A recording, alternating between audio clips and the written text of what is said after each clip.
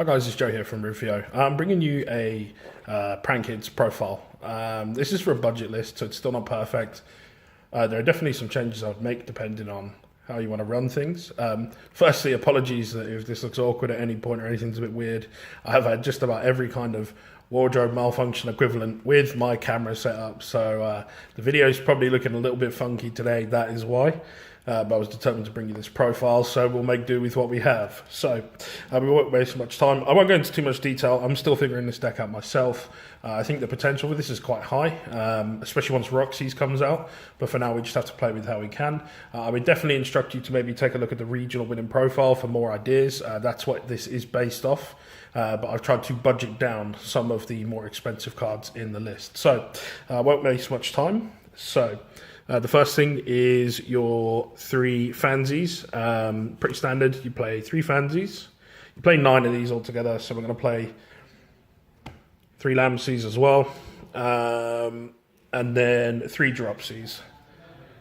So that's 3 of each. Eventually you'll put 3 Rocksies in as well, but that's the basis. They're going to float about and make you all your links and your fusions and all that fun stuff.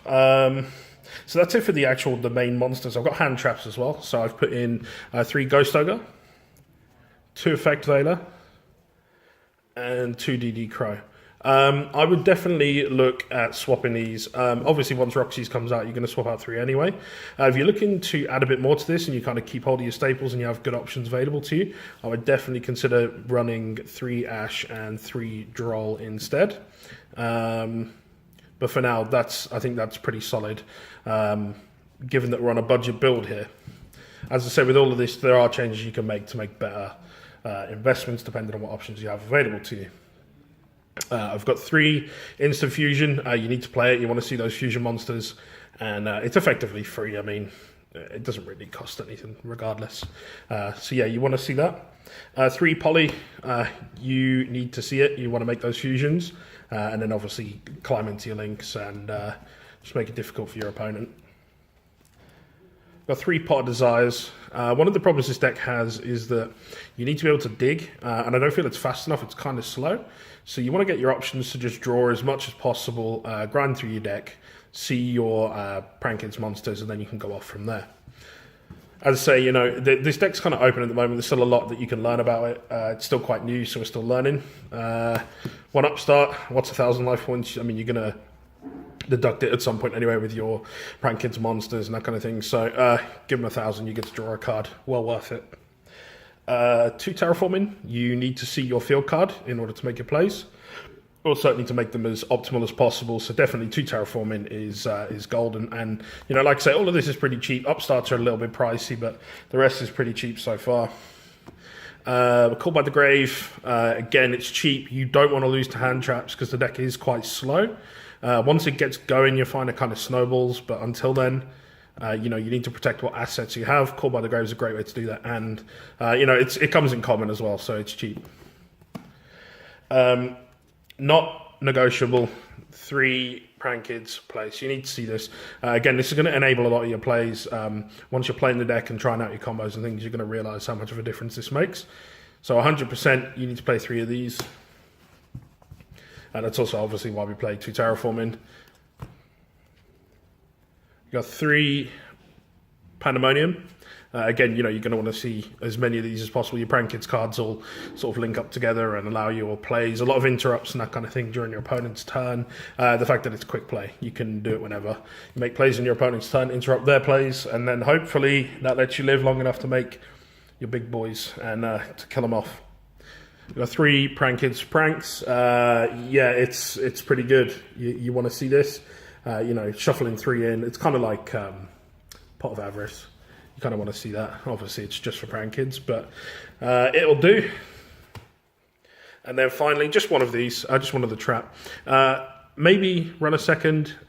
So if you're going to make any changes, maybe drop the hand traps, all 7 of them for one of these.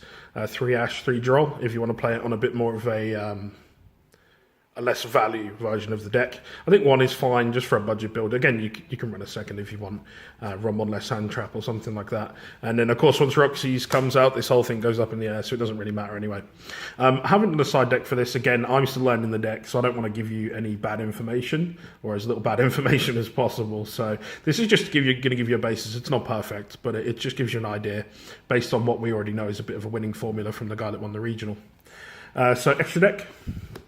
1 Battle Butler. I think ratios wise my extra deck is fine. So 1 Battle Butler's perfect. We've got 2 Rocket Ride. Just 2 again. You don't really need the 3rd. 2 is fine. We've got 2 Weather Washer. Again, you want to get through those. That's what your instant fusions are for, all your polys and all that. We've got 1 Rip Roaring Roaster. I hate the names on these. I'm not going to lie to you. It's so awkward to say. Yeah, Rip Roaring Roaster. Again, a card you want to get into. This is the best card. You want to see this as quickly as possible and just cause mayhem for your opponent. We've got 2 Bow Wow. I think that's fine. 2's okay. Some builds are running 1. I think 2 is fine. Given we have the space, we're on the budget version. 2's cool. And then just these, just generic links to get you through, stuff that you can run in anything. A good way to just build a bit of a board. These are going to get rid of problematic cards for you, and then Decode's just a big boy. You can just build him up and quickly open up extra zones for you to use if you maybe run out of link monsters to run through.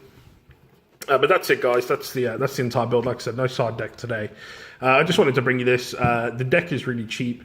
If you take out your staples, so your hand traps, your pot of desires, that kind of stuff that you should really have kicking about already. And if you don't do that, by the way, that's something I would recommend as a budget player, is to keep your staple cards, like no matter what, even if you're not using them, because when you go to build new decks, you're going to need them and you don't want to have to buy them again. But yeah, if you take all of that out, I think I bought this for like maybe around £40. The prices are dropping quite quick. Most of it's really cheap. There's a few that are like about £5, £6, £7. But I also think that it's a bit of a sleeper deck at the moment, and I think that once it does sort of blow up, then it's going to cause some mayhem, and I think people are going to rush to try and get it, and the prices will spike. If it's something you just want to try, it's not a big financial investment. So, yeah, I would definitely recommend picking it up if you are considering it. And like I say, it is, cheap. Just before we finish up, I want to say thank you to Mark. For giving me the space to record the video. Neat of him to do so. Yeah, and that's pretty much it. That wraps up the video. Go check out his website. Go check out the Facebook page. Thank you for watching. If you haven't already, just subscribe up. I'd appreciate it hugely. And hopefully we can bring you some more cool content soon. Thank you. I'm afraid that's all we have time for in this video. If by chance you haven't had enough of listening to me waffle at you through a video about a children's card game, you can follow me on Facebook and Twitter. The links are on the screen, or if you're feeling really lazy, you can click the links in the description. While you're at it, don't forget to hit that subscribe button so you don't miss out on future content too. It'll make me smile, I promise. And who can ask for more than that? Thanks for watching. See you in the next one.